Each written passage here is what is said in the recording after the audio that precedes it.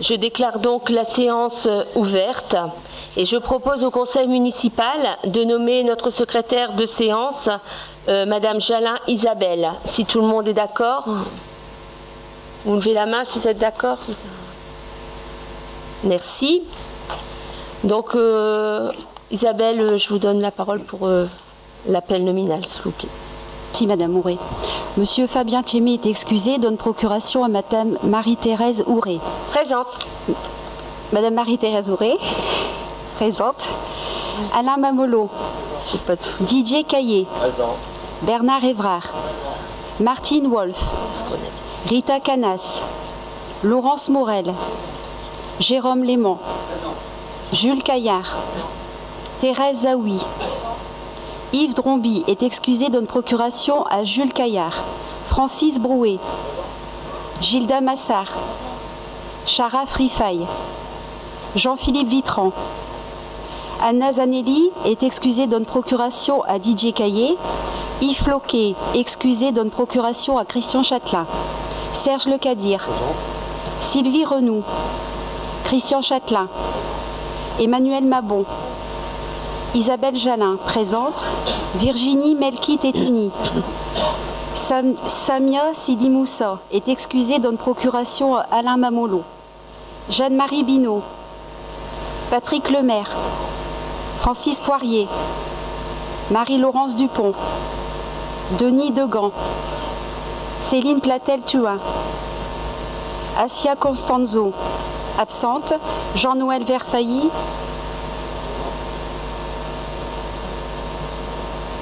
Ah. Donc Assia Constanzo, présente. Voilà, l'appel est terminé, Madame Ouré. D'abord, je vais commencer par l'introduction.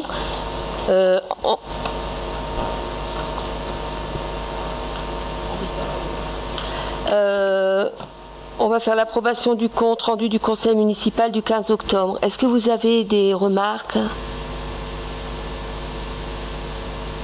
Non? Donc on peut approuver ce compte rendu? Bon.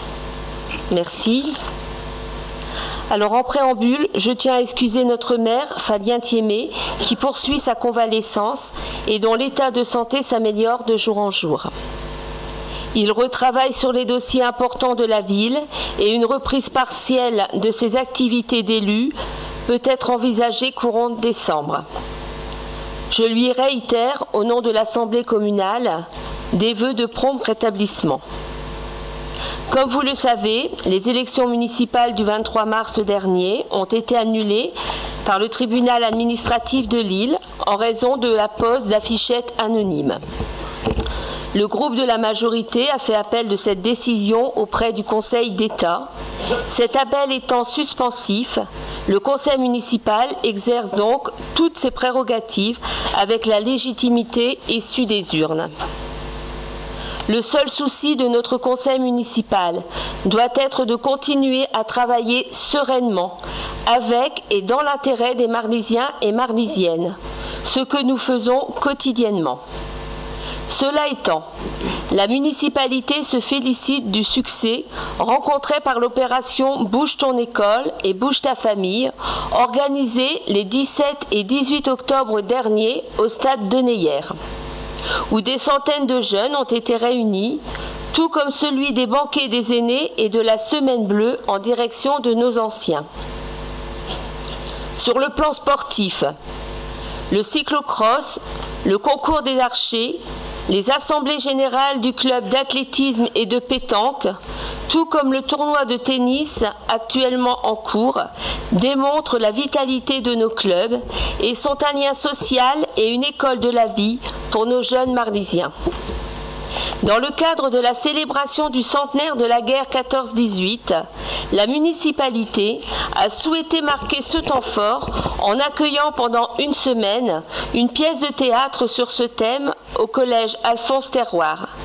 7 représentations ont été organisées pour les élèves des classes de 6e et de 3e du collège et de CM2 des écoles de Marly, ainsi qu'une séance tout public. Près de 500 personnes ont pu profiter de ce très beau spectacle, riche de références historiques. Après chaque représentation, un temps d'échange a été proposé aux spectateurs, ce qui fut fort apprécié. Cette initiative municipale a été complétée par une conférence de l'Amicale laïque et de l'association Georges Philippe sur le thème « Marly et la Grande Guerre ». Cette conférence d'André Pelmeul, complétée par une exposition, a elle aussi remporté l'adhésion du public. Enfin, pour terminer, vous avez pu constater que les travaux d'aménagement du parvis de l'hôtel de ville se terminaient et sont complétés par une remise en état de notre place en schiste qui permettra de fluidifier la circulation et le stationnement tout en offrant des conditions d'accueil améliorées pour le marché hebdomadaire et les manifestations festives. Nous allons donc passer à l'ordre du jour du Conseil. Alors, point numéro 1, la décision modificative numéro 2.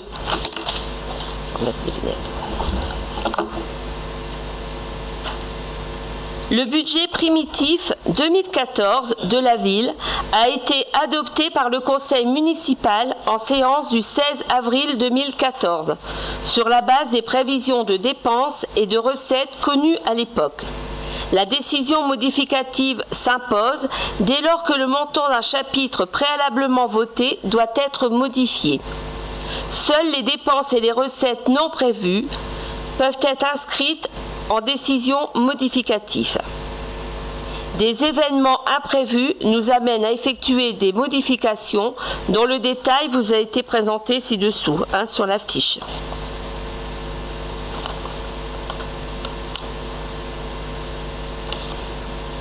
Il est donc proposé au Conseil municipal d'approuver cette décision modificative. Tu veux rajouter quelque chose, M. Caillé? D'abord.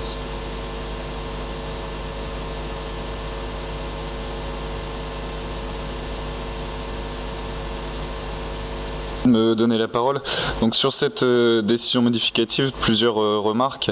La première, c'est une remarque de forme, puisque lors du précédent conseil municipal, sur une décision modificative de la même sorte, nous avions demandé à avoir plus de détails sur ce genre de décision, étant donné qu'avoir simplement les références M14, ça ne nous indique pas à quoi vont servir les fonds, que ce soit en dépenses ou en recettes.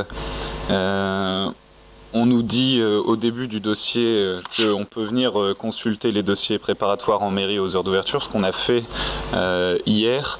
Et en fait, il s'est avéré qu'il n'y avait pas de dossier préparatoire. Donc on n'a pas pu consulter le contenu exact de cette décision modificative comme des autres décisions de ce soir. Donc c'est quand même un peu gênant de voter des modifications budgétaires sans en avoir d'explications précises. Donc on a eu quelques explications par monsieur le directeur de cabinet, mais qui portait sur simplement 2 ou 3 des dépenses et recettes, mais c'était pas complet. Et ensuite une remarque sur le fond, c'est, si je ne m'abuse, la référence 6531 correspond à des indemnités supplémentaires pour les maires et adjoints, donc simplement une petite remarque. Est-ce qu'on a un nouveau maire ou des nouveaux adjoints depuis les élections? Pourquoi est-ce qu'il y a une augmentation de 3 000 € sur cette ligne-là? Ok, je vais vous répondre. Donc concernant la dernière question que vous avez posée sur les maires et les adjoints, ce sont des cotisations. Autrement, donc, concernant cette décision modificative, nous avons donc une somme de 25 000 € qui est allouée comme pour le décès d'un de nos agents. Donc c'est une somme qui est versée à son épouse. Dans les autres grosses sommes, nous avons également 16 000 € à la JIPA, puisque en début d'année, nous n'avons jamais le calcul exact, si vous voulez, des sommes à verser. Donc on a un ajustement à faire en fin d'année. Et nous retrouvons également donc les ajustements au niveau de l'URSSAF, au niveau des ACEDIC, et ce que nous avons en plus dans les points les plus importants, c'est l'indemnité, le salaire versé à une personne qui a remplacé un de nos agents souffrant au niveau du service des élections. Donc ça, c'est pour la partie. Autrement, on n'a pas eu de recettes supplémentaires cette année. On avait mis, si vous voulez, on a toujours une ligne qu'on a appelée imprévu et qui sert donc pour ce genre de choses. Autrement, ce sont simplement des budgets qui n'ont pas été utilisés par certains services. D'autres services sont légèrement en dépassement, donc on équilibre d'un service à l'autre, mais c'est, je dirais, des écritures internes. Hein. Disons, dans le gros de la décision modificative, c'est le décès malheureusement d'un agent qui nous a quittés il y a quelques semaines et les ajustements des cotisations. Hein, mais moi je me tiens, et vous le savez, je vous l'ai dit la dernière fois également, je me tiens à votre disposition, vous me passez un coup de fil, je vous reçois et on peut voir ça même avant le conseil. J'ai pas eu votre coup de fil, vous êtes passé hier, j'étais pas là. Mais il n'y a aucun souci, de toute façon tout est transparent. Je crois qu'au niveau finance, au niveau de la commune, on n'a pas à se cacher, loin de là. Tout est transparent, tout est communicable à tout le monde et ce sera de bien volontiers que je vous recevrai pour avoir quelques explications et vous donner surtout quelques explications sur cette DM. Bon, je pense que vous les avez eues, mais si dans les années futures il y a d'autres DM, il n'y a aucun souci. Merci Monsieur Caillé. Monsieur Mamoulot. Monsieur Verfeuilly, je voudrais quand même vous apporter une précision. Lorsque nous sommes arrivés en 2008, nous avons baissé les émoluments du maire et des adjoints de 30%. 30% par rapport aux anciens. Et depuis, pas un euro d'augmentation. Voilà ce que je voulais vous dire, Monsieur Verfeuilly. Parce qu'il faut être clair. Il ne faut pas essayer de mettre des suspicions. Je vais répondre à Monsieur Caillé. Je pense que l'intervention de Monsieur Mamoulot était un peu hors sujet. Concernant la décision modificative, je vous remercie des détails que vous avez précisés. Et je remets pas du tout en doute la transparence ou la sincérité de ce que vous dites. Simplement, à partir du moment où on peut expliquer simplement chaque ligne, je pense que ce serait peut-être plus simple qu'on ait en face de chaque référence la nature exacte. Ce serait plus lisible pour nous. Alors, si vous voulez pas que ce soit dans le dossier de conseil, que ce soit prêt en mairie, mais qu'on puisse venir le consulter. Vous savez que nous, on reçoit les dossiers que 5 jours avant le conseil municipal, donc après, quand on travaille, c'est pas toujours évident de se retourner pour avoir... Vous vous doutez qu'avec la M14, de toute façon, chaque chiffre doit être justifié. Donc, on ne peut pas marquer un chiffre comme ça pour le plaisir de le marquer. Hein, je vous dis, il y a des événements de la vie qui nous oblige à bouger des sommes un peu plus importantes. Pour le reste, ce sont des petites sommes qui passent, je vous dis, d'un service à l'autre parce qu'il y a des restants de budget qui ne seront pas utilisés et que d'autres services ont eu des besoins supplémentaires, si vous voulez, par rapport aux prévisions qu'ils avaient fait sur le BP 2014. Merci.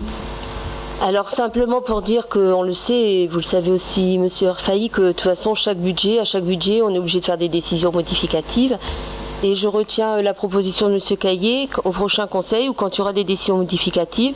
Si vous voulez bien appeler Monsieur Caillé, vous aurez comme ça tous les éléments en votre possession pour travailler correctement le conseil municipal. Voilà, alors je vous invite à voter. Qui est pour cette décision modificative ?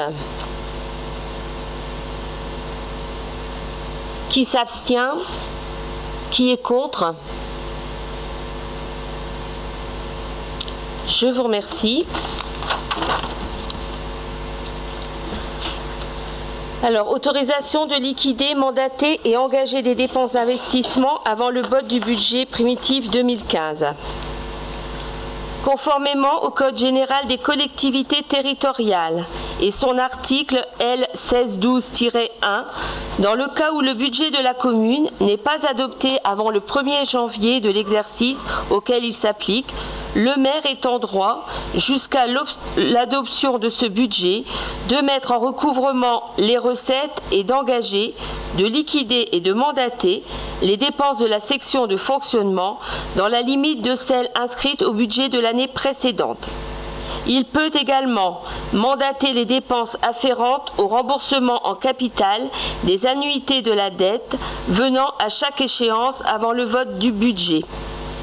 Enfin, jusqu'à l'adoption du budget, le maire peut, sur autorisation du conseil municipal, engager, liquider et mandater les dépenses d'investissement dans la limite du quart des crédits ouverts au budget de l'exercice précédent, non compris les crédits afférents au remboursement de la dette. Aussi, afin d'assurer une continuité de fonctionnement des services, il est proposé au conseil municipal d'autoriser monsieur le maire à engager, liquider et mandater les dépenses d'investissement avant le vote du budget 2015 dans la limite du quart des crédits ouverts au budget primitif 2014. Vous savez que le budget primitif est voté en mars et en fait ce point est fait justement pour pouvoir travailler jusqu'au mois de mars lorsque l'on votera le budget. Y a-t-il des questions? Non. Qui est pour? Pas de contre, pas d'abstention. Merci beaucoup. Avant, sur la subvention du CCAS pour le budget 2015, c'est la même chose. Il est rappelé aux membres du conseil municipal que le budget du centre communal d'action sociale est financé pour partie par une subvention communale généralement votée lors de l'adoption du budget primitif. Ce dernier pouvant être adopté jusqu'au 15 avril ou le 30 avril de l'année de renouvellement de l'Assemblée, le conseil municipal peut néanmoins accorder des subventions avant le vote du budget dans la limite des crédits votés au cours de l'exercice précédent. Afin d'assurer une trésorerie suffisante et de permettre le paiement des charges de personnel et le versement de secours urgents pendant le premier trimestre 2015, il est proposé d'accorder au CCAS un acompte de subvention de 50 000 €. Cette avance sera prise en compte lors du vote par le conseil municipal de la subvention annuelle de fonctionnement du centre communal d'action sociale. Il est précisé que les crédits seront inscrits au budget primitif 2015, articles 65, 73, 62, fonction 520. Il est proposé donc au conseil municipal d'autoriser monsieur le maire à verser un acompte au centre communal d'action sociale sur sa subvention de 50 000 € sur le budget 2015. Bon, c'est la même chose, en attendant le vote du budget par le conseil municipal, c'est pour faire fonctionner le CCAS jusqu'au vote du budget. Il y a une question, monsieur Verfailly? Simplement, il n'y a pas de problème sur le versement d'un acompte de subvention au CCS. J'aurais voulu savoir, je crois que depuis le début, il n'y a eu qu'une seule réunion du conseil d'administration du CCS et je voulais savoir s'il n'y avait pas des réunions un peu plus fréquentes de prévues. Et dans la même idée, est-ce qu'il y a un rapport d'activité du CCS qui est effectué chaque année? Et est-ce qu'on pourrait en avoir un exemplaire? Oui, alors le conseil d'administration du CCAS se réunit une fois par trimestre, sauf cas exceptionnel où il y a des demandes particulières. Là, il va se réunir bientôt, je pense d'ici une quinzaine de jours, 15 jours, 3 semaines, on est en train de le préparer, donc il se réunira. Et à ce conseil, justement, à la demande des administrateurs, les administrateurs auront un rapport d'activité du CCAS. Voilà. Alors, je vais vous demander de voter. Qui est pour? Qui est contre? Pas d'abstention. Merci beaucoup. Alors, attribution de l'indemnité de conseil au receveur municipal. Outre les prestations de caractère obligatoire exercées par les receveurs municipaux, ceux-ci sont autorisés à fournir aux collectivités et établissements publics concernés des prestations de conseil et d'assistance en matière budgétaire, financière et comptable qui donnent lieu au versement par la collectivité intéressée d'une indemnité de conseil. Le versement en faveur de monsieur Jean-Luc Prouvé, receveur de la commune, de l'indemnité de conseil à son taux maximum, soit actuellement une indemnité annuelle brute de 1 766,92 €, restant à déduire les cotisations obligatoires.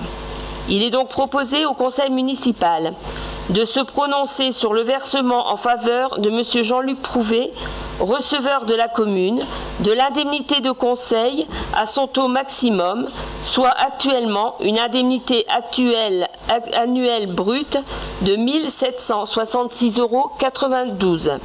Restant à déduire, bien sûr, comme je vous l'ai dit, les cotisations obligatoires. Y a-t-il des questions? Non. Qui est pour? Qui est contre? Pas d'abstention? Merci beaucoup. Je vais maintenant donner la parole à Monsieur Léman pour le règlement intérieur pour le personnel de la collectivité. Merci Madame le maire. Alors, bon, je vais vous le dire. Je vais pas lire le règlement intérieur, mais oui, donc nous avons élaboré un règlement intérieur avec l'ensemble des représentants du personnel. Donc, considérant la nécessité pour la collectivité de se doter d'un règlement intérieur applicable à l'ensemble du personnel communal, précisant un certain nombre de règles, principes et dispositions relatives à l'organisation et au fonctionnement des services municipaux, considérant que le projet de règlement intérieur soumis à l'examen des instances paritaires a pour ambition, sur la base des dispositions encadrant l'activité du personnel communal, de faciliter l'application des prescriptions édictées par le statut de la fonction publique territoriale, notamment en matière d'organisation du temps de travail, de gestion des congés et autorisation d'absence, règles de vie dans la collectivité, mais également d'application de mesures en matière d'hygiène, de sécurité et d'aménagement des conditions de travail au sein de la collectivité. Vu l'avis favorable du comité technique paritaire en date du 14 novembre 2014, il est proposé au conseil municipal d'adopter le règlement intérieur pour le personnel de la collectivité joint en annexe. Donc vous avez eu le règlement intérieur. Donc bon, si vous avez des questions, n'hésitez pas. Question, Monsieur Verfailly. Oui, merci. Quelques petites remarques par rapport à ce règlement intérieur. La première, je reviens sur une remarque de forme, c'est que on n'a pas pu avoir le compte rendu du comité technique et ça c'est un petit peu dommage. Par ailleurs, on nous dit bon, il y a un avis favorable du comité technique, mais les deux syndicats présents dans la commune se sont prononcés contre l'adoption de ce règlement intérieur, donc ça nous pose quand même certaines questions par rapport au contenu du règlement et ce qui peut poser des problèmes. Donc on a une position extrêmement réservée, sachant qu'on manque un petit peu d'informations par rapport à ce texte, donc on votera contre ce règlement intérieur. Merci, Monsieur Verfailly. Monsieur Léman. Oui, donc ça fait quelques mois qu'on travaille sur ce règlement intérieur avec l'ensemble des représentants du personnel. Ils ont eu des premières ébauches, ils ont travaillé dessus, comme nous. On a passé quand même quelques très très longues heures à en discuter. Le compte-rendu du CTP, j'avais dit, bon vous l'avez pas, mais j'avais dit que le jour du CTP que j'allais dire exactement ce que j'ai dit au CTP devant la caméra et les gens, comme ça au moins, puisqu'il y en a qui ont un peu supputé le fait qu'il pourrait y avoir des débordements à cause d'un article. Il y a 71 articles à cause d'un article qui est l'article 7 du règlement intérieur. L'article 7 qui souligne l'annualisation du temps de travail pour certains services. Alors il faut savoir que, bon déjà, le règlement intérieur, il est fait pour tous les personnels et nous, vous, peut-être comme moi, sûrement même, vous êtes peut-être plus à l'aise avec les règlements et la législation. Il y en a qui le sont moins et c'est un support aussi qui est destiné au personnel et qui leur est destiné, qui est destiné à faire en sorte qu'ils puissent être aussi informés, à avoir des informations telles que nous, on peut les avoir. Voilà, et c'est important aussi de mettre tout le monde, on en parlait, à équité, par rapport à ses connaissances et à la connaissance de la règle. J'étais un peu surpris le jour du CTP, j'avoue, quand on m'a dit qu'il y avait un article qui bloquait, puisque c'est pas celui-là au départ qui posait le plus de problèmes. C'est des points que j'ai souhaité même mettre dans le règlement intérieur. On en a parlé très très très longuement notamment par rapport aux conduites addictives, au travail, etc., qui me posent un problème. Vous savez que quand on est adjoint, quand on est maire, quand on est élu, on est aussi responsable. J'ai pas envie qu'il y ait quelqu'un qui se plante d'une échelle à 3 grammes et être responsable parce qu'à un moment donné, on n'a pas prévenu. Donc ça permet aussi, on a travaillé là-dessus. Ça n'a pas été évident. Bon, je comprenais pas pourquoi c'était pas évident non plus parce que du coup, les gens sont censés normalement tous ne pas être concernés par ces problématiques-là. Donc voilà. Donc et cette histoire donc d'annualisation du temps de travail. Parce que il pourrait y avoir des débordements, j'ai dit non. Bon, déjà, ne faites pas de procès d'intention, donc je le dis. Évidemment, si demain il y a des modifications eu égard aux emplois du temps de certains services, ce qui est absolument pas prévu, mais s'il y a des modifications dans l'intérêt du service, parce qu'un règlement, il est fait pour rappeler les droits, aussi les devoirs quand même de chacun, c'est important les devoirs, donc s'il y avait des modifications d'emploi du temps, évidemment ça passerait en CTP, donc de toute façon c'est encadré et c'est canalisé, c'est évident, il y a des garde-fous, donc j'ai dit que pour toutes décisions qui seront prises, et je le dis officiellement et devant vous tous, de ce style-là, évidemment, le CTP sera réuni autour de ces questions. Donc j'ai dit aux gens, ne vous inquiétez pas. Par contre, si on ne émet pas la possibilité et on n'écrit pas la possibilité d'annualiser le temps de travail. Vous savez qu'il y a quand même des services, je vais prendre le service le plus simple à comprendre, c'est l'animation. Un centre de loisirs travaille plus en été que pendant les périodes d'hiver. Bon, c'est clair. Donc les mois de juin, juillet, août surtout, il y a une foultitude et beaucoup d'heures. Si on s'amusait à faire leur planning à 35 heures hebdomadaires, ils feraient énormément d'heures pendant l'été et évidemment pendant l'hiver, ils n'auraient pas grand-chose à faire. Quand même aussi l'intérêt de la collectivité et des services de pouvoir jauger ça pour éviter les gabegies et on comprend bien que c'est normal. Donc j'étais surpris, mais j'ai pas pu quand même, et puis les élus aussi, et sur 4 représentants du syndicat, il y en a une qui a voté pour, une personne, et 3 qui ont voté contre. Mais j'ai quand même pas remis en cause un règlement intérieur qui n'existait pas, parce que il y a des gens qui étaient inquiets des débordements. S'ils étaient inquiets des débordements et je leur avais dit ok, on abandonne, vous avez raison, je vais vous blouser, j'aurais pas été très crédible, donc je vais pas blouser qui que ce soit. On va faire en sorte que ce règlement soit appliqué dans le respect de tous pour que chacun respecte ses droits et ses devoirs et pour que chacun puisse aussi servir la collectivité tout en étant, je dirais, dans un confort légal et réglementaire qui sera bon pour tout le monde. Voilà. Pas d'autres que c'est vrai qu'il n'y avait pas de règlement intérieur avant.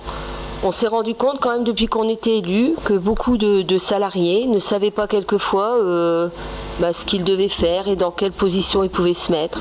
Et je crois que c'est important d'avoir un règlement intérieur, simplement, et je le ressouligne comme l'a dit Monsieur Léman, pour qu'il y ait de l'équité entre tous les salariés. De l'équité. Aujourd'hui, moi je peux vous dire qu'il y a des services où on a des salariés qui ne comprennent pas. Ils ont du travail, mais ils ne comprennent pas comment on fonctionne, comment ça peut marcher dans la municipalité. Aujourd'hui, on rappelle à tout le monde leurs devoirs, mais aussi leurs droits. Alors, je voudrais dire aussi que c'est quand même un règlement qui a été fait bien en amont. Ça fait 1 an quand même qu'on travaille sur ce règlement intérieur. Donc ça fait un moment qu'on y travaille avec tous les syndicats. Moi je me rappelle aussi avoir croisé une fois les syndicats et leur avoir dit, je comprends pas quand même, il y a un règlement intérieur qui est en train de se faire et aujourd'hui j'ai pas vu un syndicat revenir sur le règlement intérieur ni même il faisait partie des réunions, mais ni même apporter des précisions, demander des précisions, ou même eux, inscrire un point dans le règlement intérieur. C'est ce qu'on aurait voulu, un règlement intérieur, ça se travaille. Alors ça s'est travaillé quand même avec les représentants du personnel, mais aussi avec des agents qui représentaient chaque filière des gens employés dans la municipalité. Voilà, donc c'est pour ça que je me dis que c'est quand même un règlement intérieur qui a donné quand même de l'unanimité, puisque c'est eux qui l'ont... Alors, c'est vrai, au CT, il y en a qui, bon, ils n'ont pas voulu voter par rapport à l'annualisation du temps de travail, mais vous le savez comme moi, dans toutes les entreprises maintenant, le travail est annualisé. C'est comme ça, on a un nombre d'heures à faire, 1607 heures à faire sur une année. Alors on ne fait pas ça, parce que ça doit être rappelé le nombre d'heures qu'on fait sur l'année, mais on ne fait pas ça pour dire demain aux gens, vous allez changer vos horaires, vous allez si. Quand pendant l'été, les gens qui travaillent à l'arrosage des fleurs nous disent, pour le bien de la municipalité, il faut qu'on commence beaucoup plus tôt le matin, et ben c'est fait comme ça, ils le font, on le dit et c'est fait. Et bien sûr, comme l'a redit M. Léman, si jamais il devait y avoir des changements d'horaire dans l'intérêt de la municipalité et aussi, moi je suis désolée, mais de nos administrés, c'est pour eux qu'on travaille surtout, c'est pour les administrés, s'il devait y avoir des changements, il y a un CT, et les syndicats pourront s'exprimer et à ce moment-là on verra. Voilà. Alors on va passer au vote. Oui, vous voulez donner une précision ? Toute petite intervention, c'est amusant de vous entendre faire la comparaison avec l'entreprise, c'est bien, je trouve ça intéressant. Autant que voir que la CGT vote contre un de vos règlements intérieurs, c'est surprenant. Mais sur l'annualisation, bien sûr, il n'y a pas de problème. Quand on comprend bien l'intérêt, que ce soit dans l'animation, comme l'a précisé M. Léman, ou dans les services techniques sur l'entretien, il n'y a pas de souci. Simplement, là dans le règlement intérieur, on parle d'annualisation sur l'ensemble des salariés de la mairie. Peut-être qu'on aurait pu faire une distinction par service, parce qu'il y a des services qui ne sont pas concernés du tout, en fait. Ça aurait pu être plus rassurant peut-être pour les autres. Un complément, M. Léman ? Oui, ça marche. Oui, je gère aussi une commune et effectivement, on ne peut pas le faire par service puisque chaque service a effectivement sa généralité, mais aussi il y a des spécificités dans chaque service. Donc, c'est pas possible puisqu'on fige les choses. Figer les choses, à l'heure actuelle, ça empêche effectivement aussi d'autres aspects, et notamment l'aspect polyvalence qui peut être aussi intéressant. Alors non, je répète que parmi les syndicats, dont celui dont vous avez parlé, il y a une personne qui a voté sur les deux, qui a voté pour, mais aussi, alors moi, ce que j'ai rajouté, et j'avais dit que j'allais le dire aujourd'hui, j'ai oublié, j'ai rajouté aussi le fait que, bon, vous n'êtes pas sans savoir qu'il va y avoir une élection professionnelle bientôt, et qu'on sait tous que quand il y a des élections, les gens sont un peu émoustillés, et je dirais, on peut tendance effectivement à être refroidis par rapport à leurs électeurs, des fois, et ils prennent pas forcément en fait leur responsabilité, c'est ce que j'ai dit, en disant on va le faire quand même parce que c'est bon pour la collectivité. Moi en tant qu'élu et nous en tant qu'élus, on a décidé de prendre nos responsabilités. Je dirais, il y a deux choses, nos responsabilités et des échéances. Eux, ils ont je leur ai dit très clairement, je comprends que la conjoncture vous empêche de valider un règlement intérieur qui peut faire parler sur certains points. Ça fait parler sur les 71 points si on veut. Mais en l'occurrence, ils en ont pris un. Celui qui peut paraître le plus sensible, mais qui ne l'est pas du tout d'ailleurs, celui qui peut paraître faire... qui peut faire polémiquer, mais qui en gros c'est 1607 heures, il n'y aura pas plus, une heure de plus, une heure de moins, peut-être des heures de plus, mais dans ce cas-là, elles seront reconnues, soit rattrapées, soit payées. Voilà, donc je crois que on est rentré dans une échéance qui fait qu'il y en a qui étaient un peu plus refroidis, mais je leur ai dit, ils m'ont pas dit le contraire d'ailleurs. Voilà. Rita ? Monsieur, je voudrais quand même rajouter un élément par rapport à la discussion. Quand le règlement intérieur a été proposé au passage du conseil municipal, M. Verfeilly, je me suis, comme vous, j'ai eu écho donc des observations et de l'abstention des syndicats. Et j'ai regardé ce règlement intérieur, j'ai regardé un peu dans l'arrondissement et et dans le Nord-Pas-de-Calais, un peu les règlements intérieurs qui ont été adoptés. Et étant fonctionnaire moi-même, j'ai peut-être un peu plus de facilité, mais vous aussi, vous en avez certainement. Et en fait, l'annualisation du temps de travail, c'est une notion qui existe dans la globalité de toutes les mairies, notamment dans les arrondissements du Valenciennois. Après, je veux dire, Marly n'a pas une spécificité. Il y a un objectif, c'est de faire en sorte que les salariés trouvent un sens dans leur travail. Donc, Madame Le Drôle l'a bien expliqué. Un sens dans son travail, une clarification dans ses tâches, dans son emploi du temps. Et puis, ce qui nous associe avec les services, c'est rendre un service public à la population. Et quand on veut une ville fleurie, forcément, il faut les arroser le matin, il faut arroser le soir, en été. Il y a des contraintes. L'ensemble du personnel, quand vous leur discutez avec eux, tout le monde est sensible à ces contraintes, à ces orientations, à ces objectifs. Donc j'ai eu du mal aussi à comprendre ça. Aujourd'hui, je pense que M. Lémon l'a bien expliqué, on est dans une époque, dans un contexte assez particulier. Voilà, c'est tout, quoi. Je veux dire, aujourd'hui, il faut l'adopter et avec la preuve, avec l'expérience qu'on aura dans les semaines à venir, on verra que les choses iront encore mieux. Merci. Bien, on va passer au vote. Donc, qui est pour ce règlement intérieur? Qui s'abstient? Qui est contre? Merci. Alors, Monsieur Léman, pour l'adhésion au pass territorial.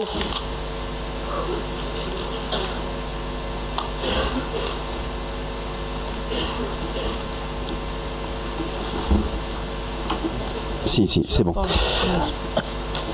Alors, donc, c'est la délibération concernant l'adhésion au pass territorial du centre de gestion du Nord. Vu la loi 83-634 du 13 juillet 83, modifiée portant droit et obligations des fonctionnaires, vu la loi 84-53 du 26 janvier 84, vu l'avis du comité technique, vu le contrat cadre d'action sociale conclu par le centre de gestion du Nord avec Pluralis, vu les conditions générales d'adhésion au pass territorial du CDG du Nord, selon les dispositions de l'article 9 de la loi 83-634 du 13 juillet 83, l'action sociale vise à améliorer les conditions de vie des agents publics et de leurs familles, notamment dans les domaines de la restauration, du logement, de l'enfance et des loisirs, ainsi qu'à les aider à faire face à des situations difficiles. Au terme de l'article 88.1 de la loi 84-53 du 26 janvier 84, l'Assemblée délibérante de chaque collectivité territoriale détermine le type des actions et le montant des dépenses qu'il entend engager pour la réalisation des prestations d'action sociale, ainsi que les modalités de leur mise en œuvre. Les contributions ainsi définies constituent une dépense obligatoire au sens de l'article L2321.2 du Code général des collectivités territoriales. Donc, les dispositions de l'article 25 de la loi 84-53 du 26 janvier 84 autorisent les centres de gestion à souscrire pour le compte des collectivités qui le demandent des contrats cadres permettant aux agents de bénéficier de prestations d'action sociale mutualisées. C'est ainsi que le centre de gestion du Nord a pour ambition de définir et de mettre en œuvre, au profit des agents de la fonction publique territoriale, en partenariat avec les communes et établissements publics de coopération intercommunale de son ressort territorial qui seront intéressés, une politique d'accompagnement social de l'emploi. À l'issue d'une procédure de mise en concurrence, le centre de gestion a souscrit jusqu'au 31 décembre 2020 un contrat cadre d'action sociale auprès de Pluralis, association de loi de 1901, organisme paritaire et pluraliste qui gère l'action sociale depuis 1966. L'économie générale du pass territorial est la suivante. Donc le taux de contribution est fixé à 0,8% de la masse salariale brute de l'année antérieure. Toutefois, les cotisations sont encadrées dans les limites suivantes. La cotisation annuelle minimale est fixée à 172 € par agent. La cotisation annuelle maximale est fixée à 237 € par agent. Le taux de retour garanti est compris dans une fourchette comprise entre 80 et 90% en fonction du taux de retour constaté l'année précédente. Le taux de cotisation pourra évoluer dans les conditions fixées dans le contrat cadre d'action sociale.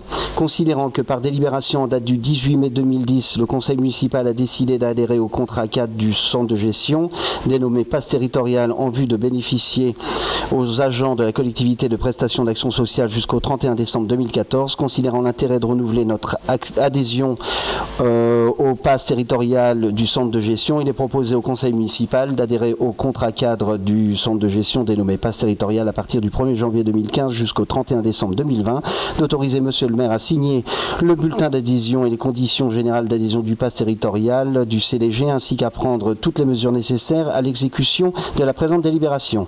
De dire que les dépenses inhérentes à la mise en œuvre du contrat cadre seront imputées sur les budgets des exercices correspondants.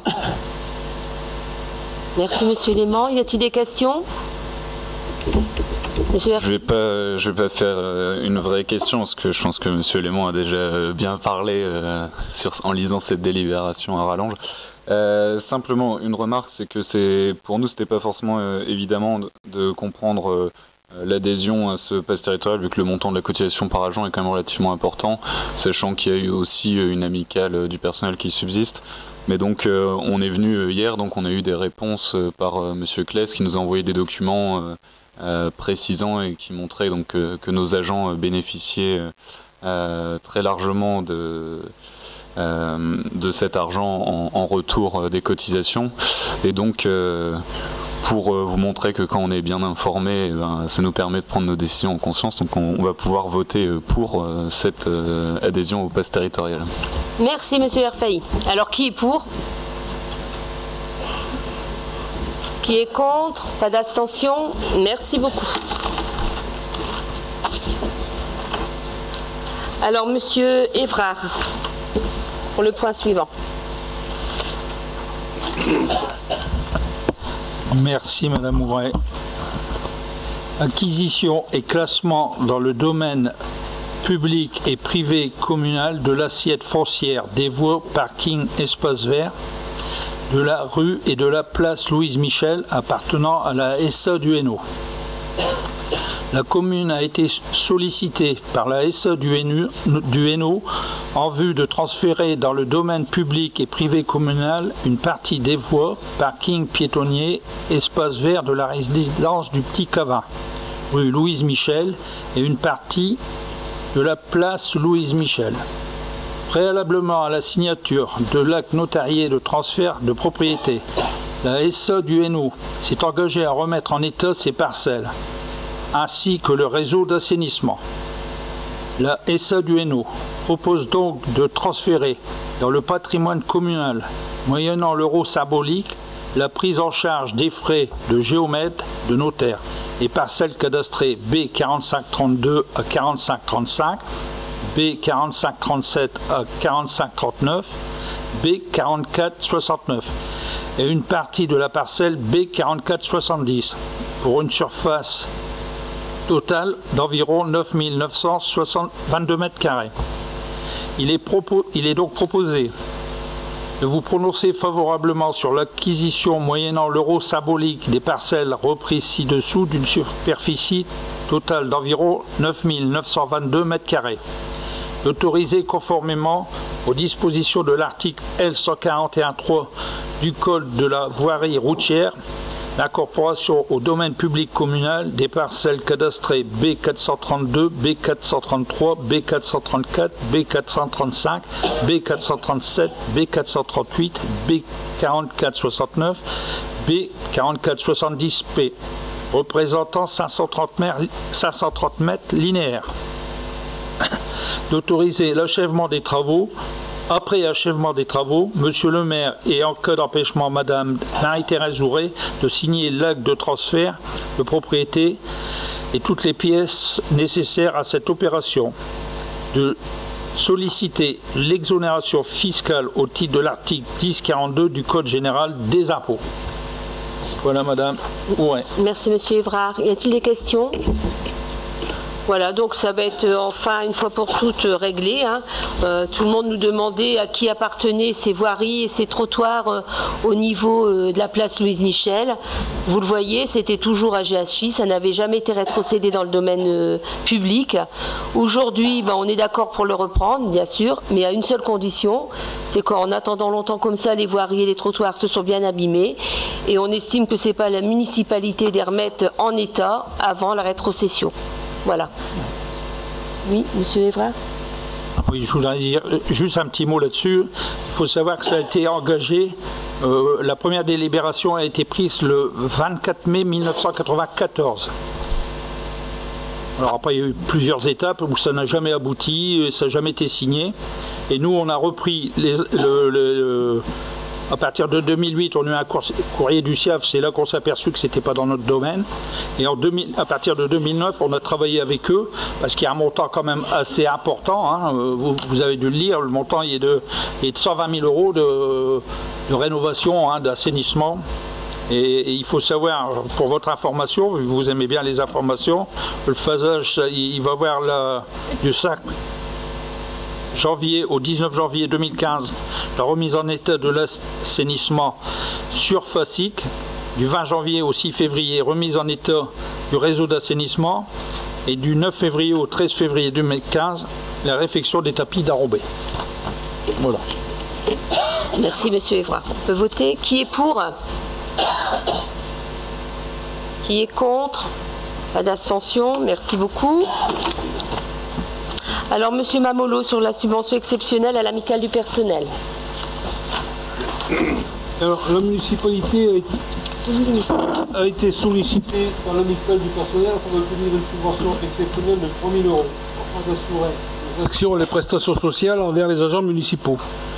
Il est proposé au conseil municipal de se prononcer sur l'octroi de cette subvention exceptionnelle de 3 000 euros, madame la première adjointe. Merci, monsieur Mamolo. Y a-t-il des questions? Qui est pour? Merci beaucoup de cette unanimité. Point suivant, monsieur Mamolo, la subvention au lycée professionnel François Mansart. Alors, la municipalité a été sollicitée par le lycée professionnel François Mansart afin d'obtenir une subvention de 1 000 euros dans le cadre du projet Chantier École à Fennery-Est, Madagascar, prévu du 8 au 21 octobre 2015. Chantier précédé par la venue d'une délégation malgache au lycée François Mansart, du 10 au 23 avril 2015. Il est proposé au conseil municipal de se prononcer sur l'octroi de cette subvention de 1 000 euros. Y a-t-il des questions? Monsieur Erfailly? Oui, simplement, si vous pouvez nous en dire un petit peu plus sur ce projet, le budget global, ce dont il s'agit, quel est le rôle des enfants, enfin des élèves quand ils seront sur place, ce genre de choses. Donc je pense que ce sont le lycée Mansart est un lycée professionnel. Donc il y a certainement les élèves avec certains corps de métier qui iront à Madagascar, dans cette ville-là qui a été citée. Ils iront effectuer des travaux je pense que c'est dans une école ou dans la construction d'une école. Voilà. Donc ils ont besoin de matériaux, ils ont besoin de payer, ils ont besoin pour pouvoir y aller. Voilà à quoi sert la subvention. Bon.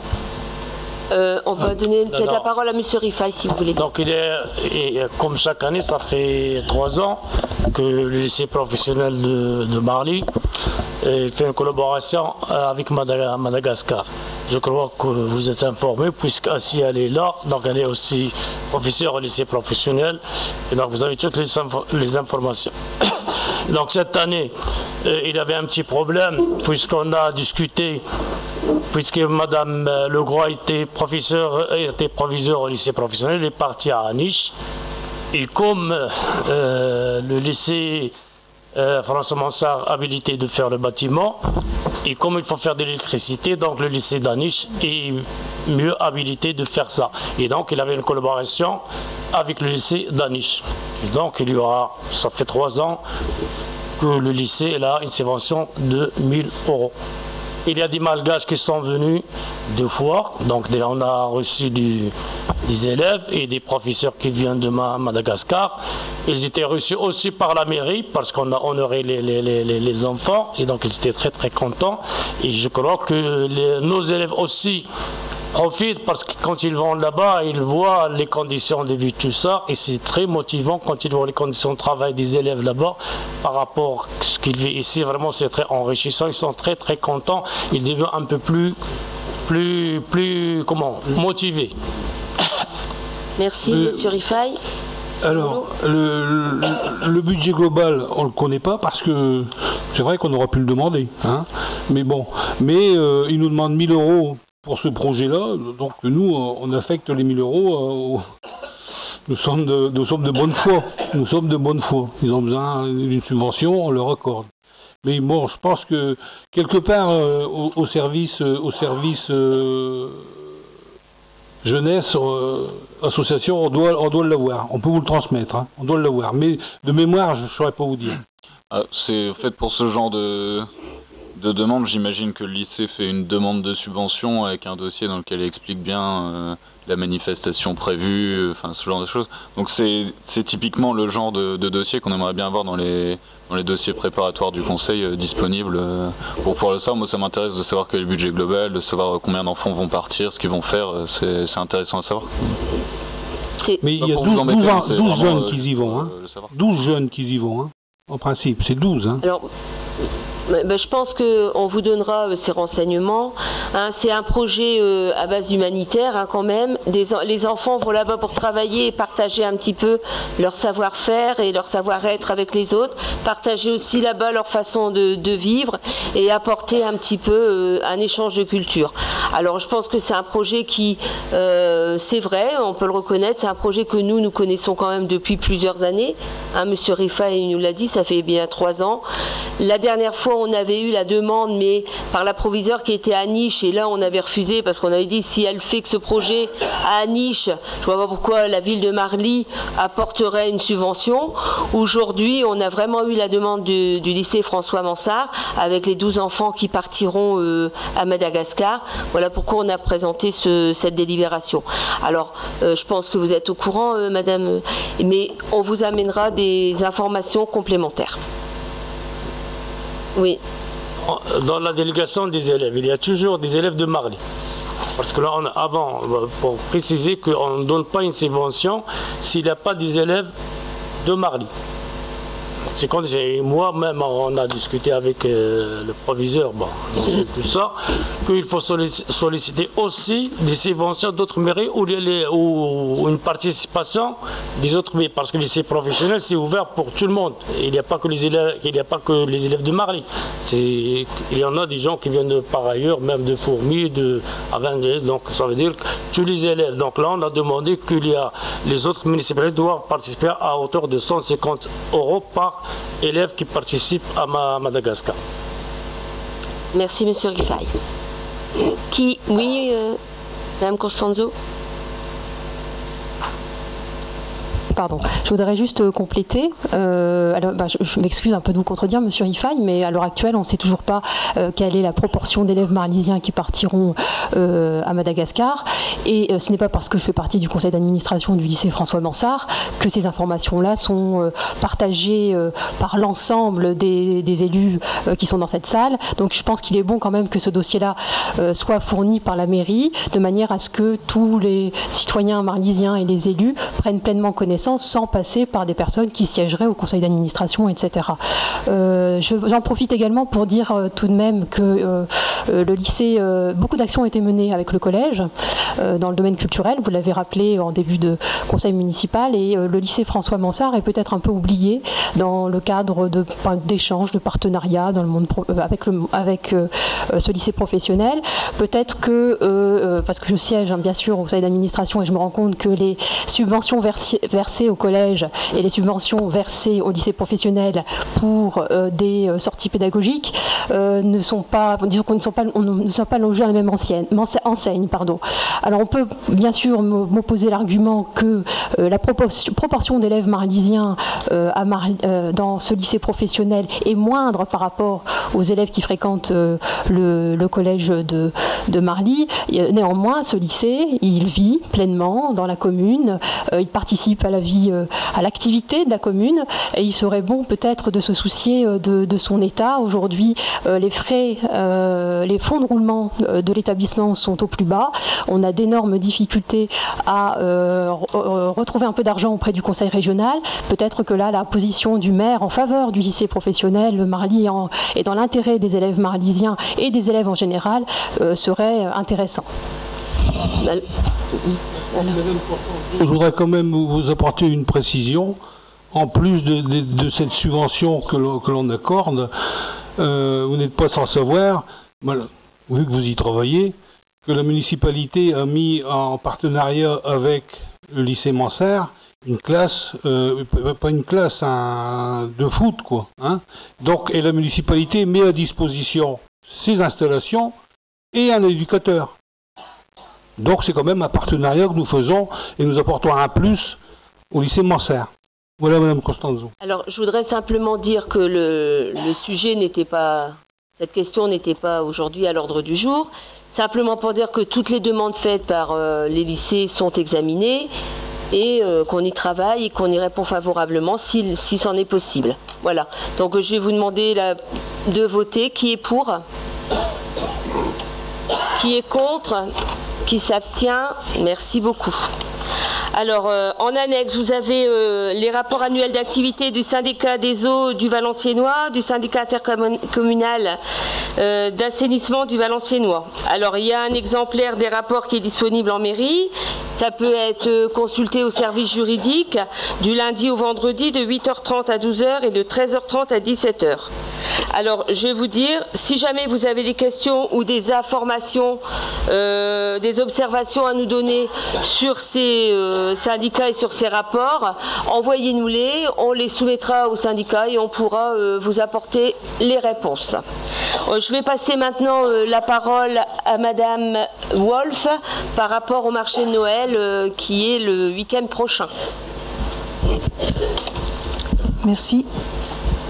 Moi, j'ai le plaisir de vous inviter le vendredi 5 décembre au lancement des illuminations dans toute la ville et au défilé aux lampions dans le cadre du Téléthon. Donc cette année, nous serons accompagnés par les petits chanteurs de Marly qui iront se produire à la maison de retraite. Ensuite, l'inauguration du marché de Noël aura lieu le samedi 6 décembre à 14h30. Donc on vous a mis sur la table le programme et un carton d'invitation pour l'inauguration et pour toutes les festivités du 6 et 7 décembre. Évidemment, le temps fort du 6 sera la descente du Père Noël à 17h30. Voilà, merci. Merci Madame Wolf et je vous souhaite à tous une bonne soirée. La séance est levée. Merci.